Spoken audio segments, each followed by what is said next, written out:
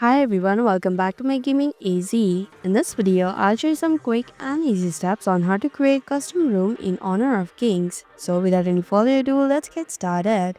First, launch Honor of Kings if you haven't already. Then on the home screen, you'll see default mode on the bottom right corner. It can be other modes like Classic, 1v1, Championship.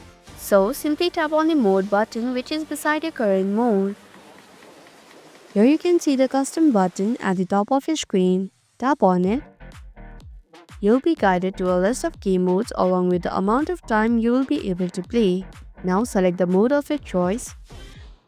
Next, click on Confirm button.